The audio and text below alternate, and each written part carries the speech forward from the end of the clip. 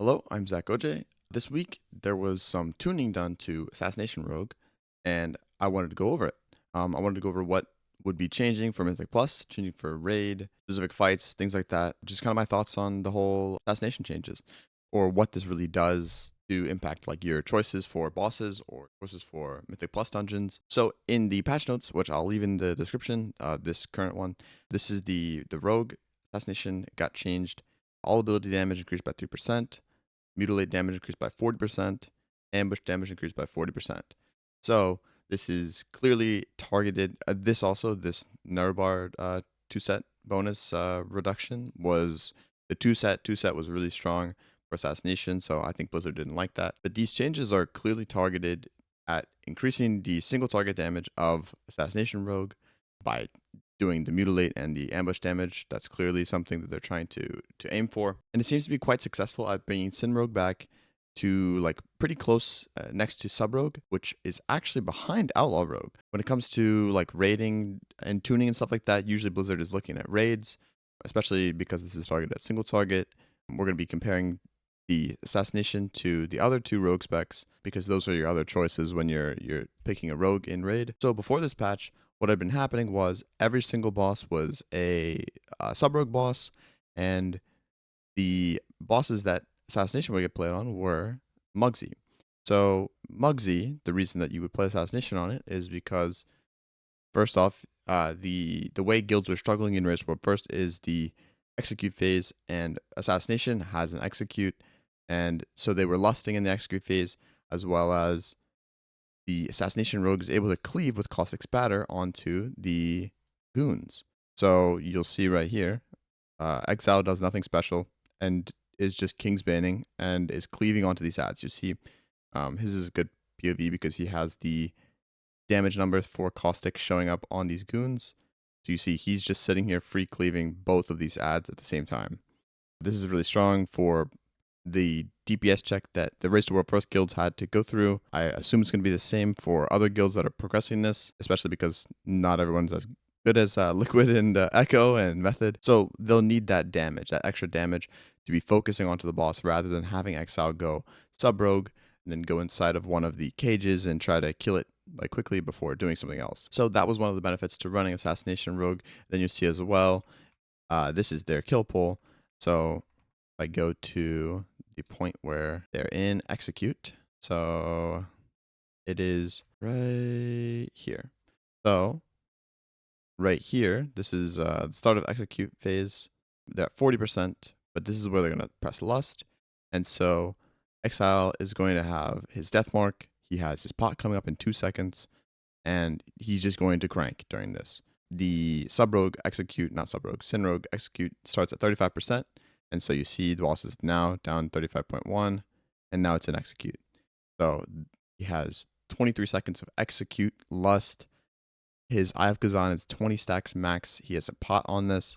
So he is gaining a lot of value from that lust in the execute window. I do think it's doing a little bit behind what a sub-rogue would do on this fight, but just pure boss damage is what it would be lacking. But the sub-rogue would not be able to cleave both of those ads at the same time without having to lose boss damage. So I think that's what the importance of Assassination Rogue is on this fight, to be free cleaving those ads, and then also plays a part of the execute, which doesn't seem as important, but when you want to bring a rogue for the 3% DR, 3.6 sometimes if you're running the Master Poisoner, that DR matters and it's considered a raid buff. So you want to try to find out what the best rogue is to bring to that fight, especially in Race to World First. And so these buffs managed to make a 4 to 6% increase for Assassination Rogues. This is straight from the Rogue Discord. For single target raid, I mean, you see right here, this is the entire message. I guess I'll just read it out for you. For single target raid, Vicious Venoms is 0.7% increase by dropping Improved Garrote, Master Assassin, and Arterial for 2%, or 2 Vicious Venoms, and then Twist Tiny Toxic Blade. You can also keep Arterial for the AoE instead of Tiny Toxic Blade. This would be 0.5. This would be preference on any fight with ads, so keep that in mind. There's also some Fan and Knives conditioning changed. So with Vicious Venoms talented and the buff makes it so the blind side is +1 required target. So no blind side equals 3, blind side equals 4. Mythic Plus builds with no blind side equals 2. blindside equals 3. Vicious Venoms then simply applies another +1 to all target counts. So this means clear the witnesses on 2+ targets, Phantom Knives generate on 5+ with raid builds. That being said, you can still clear your clear the witness buff in single target during lingering darkness if you still like. This is shown to be neutral. Okay, cool. If you're on 6 CP with Darkest Night, you should mutilate in single target with Vicious Venoms. Phantom Knives on 2+ targets. This is all written out in like a quick way, but the this is Whisper. He writes the Wowhead guide, and so as you see right here, the Wowhead guide is up to date with all the changes and stuff. So refer to that for your rotational stuff. They're still trying to find out and like run through all of the possibilities and talent changes and things like that, and logic with the APL. So stuff could change, but for now, this is what we have. I think it was about a 5.7% total increase to pure single target in raid. So Assassination got a pretty decent buff. So with all of this being said, this leads me into the entire raid situation. So my current opinion on how I'm going to be picking classes or picking specs for raid is I'm going to play Sub Rogue on most every boss still. I still think that it is the strongest for most of these bosses, and it just so happens that Muggsy, the buff is going to help us. Rick Reverb, after progging it for 2 nights now, I think, maybe 2 nights, maybe an extra like hour or something. I don't know. I've progged it a couple of pulls, and Rick Reverb seems very much like a Sub Rogue fight.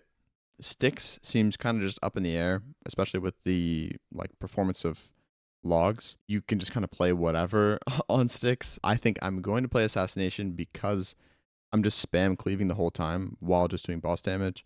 I think that's probably the most value that I'll get in my raid composition. That fight seems to be just do mechanics, and then it all kind of works through the fight, and your damage is not like super important or impactful. And so then we have Sprocketmonger, which I've seen Sub Rogues do better. Outlaw seems to be doing a lot of damage on Sprocketmonger. That's one of the targets where it's just simply one target fight. You have almost perma uptime. This is even as Fatebound Rogue, these are the top logs, which makes a lot of sense because I would not be wanting to use Killing Spree on Sprocketmonger. That sounds like a nightmare. Killing Spree in raid at all kind of sounds like a nightmare, and so that's what takes me away from it, is when there's a fight that Trickster would be better on, I just don't think I would play it, and I'd rather just play Sub Rogue. When it comes to one-armed as well, this very much seems like a Sub Rogue boss. There's a chance that it could be okay on Outlaw Rogue, but I think losing Trickster on Outlaw Rogue is pretty bad in a cleave fight, so I think going for the Sub Rogue is just better. I think with the constant target switching, it makes Assassination not good on this fight, and it would have to have like really, really, really well done boss positioning, and it would just rely a lot on if the mob was stacked on top of the boss, and it's just based on how much your raid composition has to do those adds. At least that's what it seems like for most of the guilds that I'm watching, is that could be a problem. So I don't think it's an Assassination Rogue fight, even with buffs. I think Gallywix as well is still a Sub Rogue fight. I think Sub Rogue is still much better than Assassination on that boss. With the big amount of adds, the like burst needed, the like just on demand front loaded burst is like very strong when it comes to Gallywix, it seems, and Sub Rogue can play that part. Assassination, not so much. There's a ramp and a setup needed to be doing that much damage, as well as losing talents if you are going for more AoE things like that. You're losing boss damage. And Sub Rogue doesn't lose any of that. They can just gain damage by doing more damage to the adds in spots that they needed and such.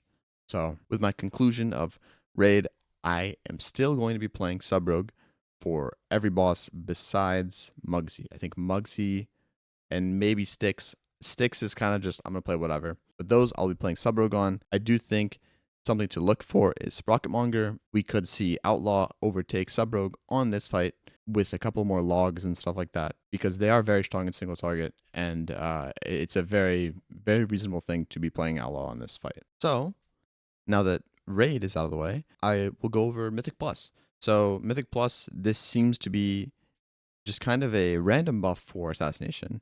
In Mythic Plus, I think it was somewhere around 3 point something increases for damage, with Assassination already being kind of one of the stronger rogue specs in Mythic Plus, it was pretty even with Sub Rogue, except Sub Rogue could really do a lot of these fights and pulls a lot better. With the increased like single target that it has, there's a couple of boss amps, a couple of things that you need to be bursting down, stuff like that, where Sub Rogue has a humongous cooldown that they're just able to be sending on to stuff like that, as well as just getting the free cleave without any setup.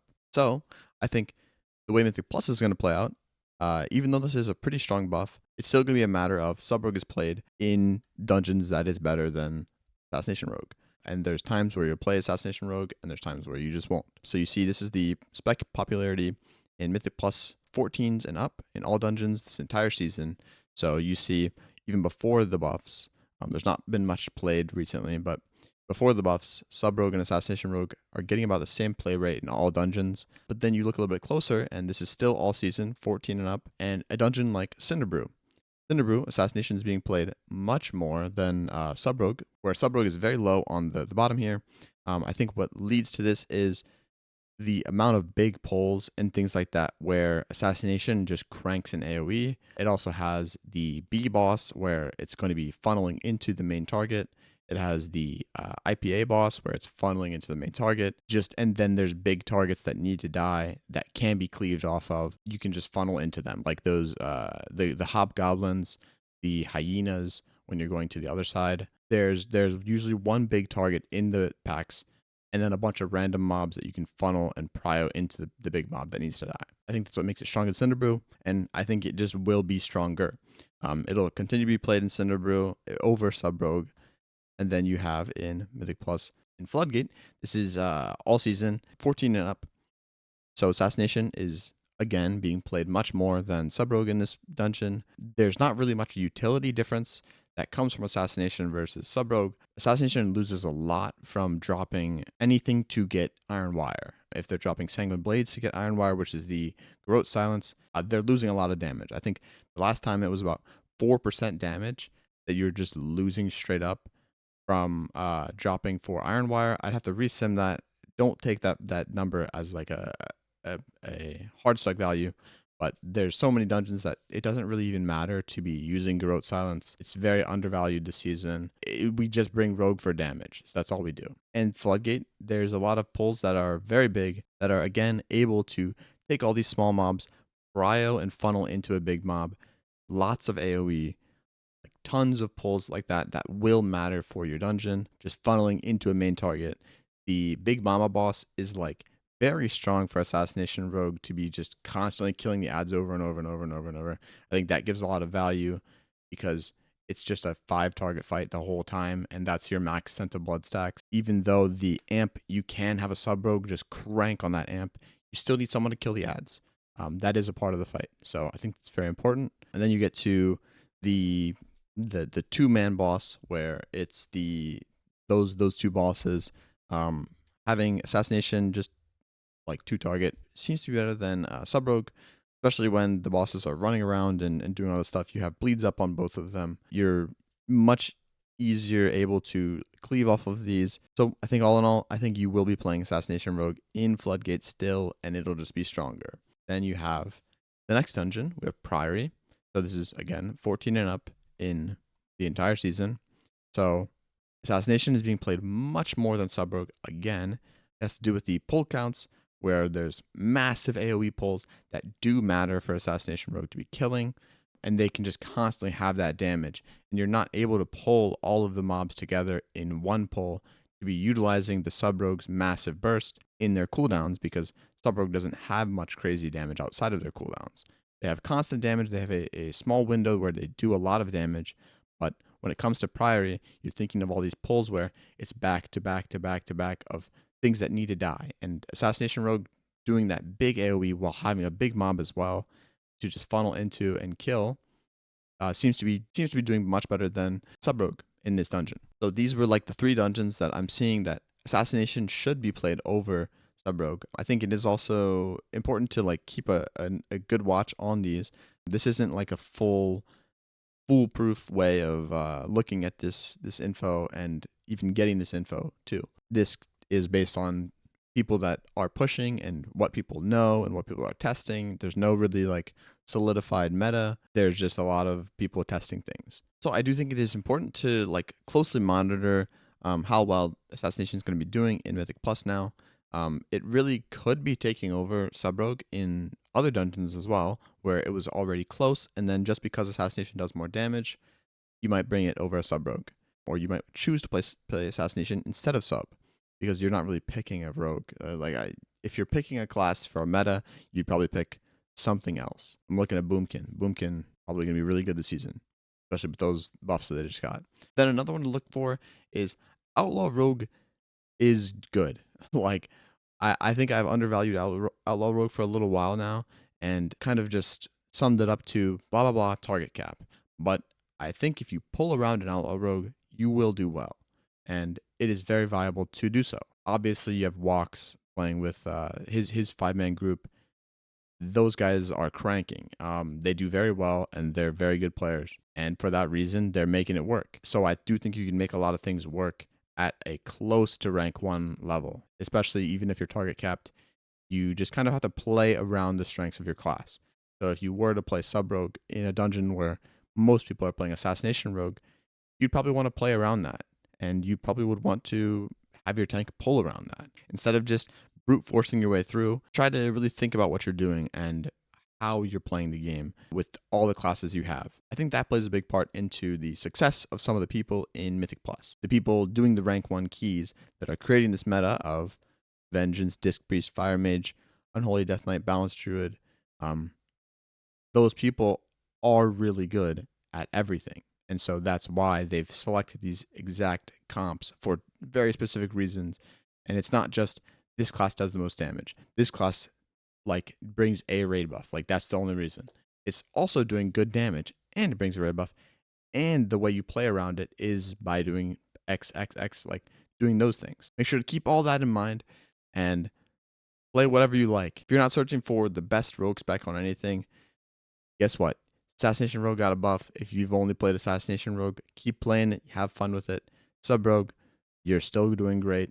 Outlaw Rogue, you're still doing great. This isn't some type of like meta flip where only Assassination Rogue will be played in Raid or only Assassination will be played in Keys. Play with fun. You'll do well if you're good. So thank you for watching. I hope you enjoyed this video. And any questions or comments or things that I missed or stuff that I got wrong, let me know. Write a comment down below. Thank you for watching. Have a good one. Bye.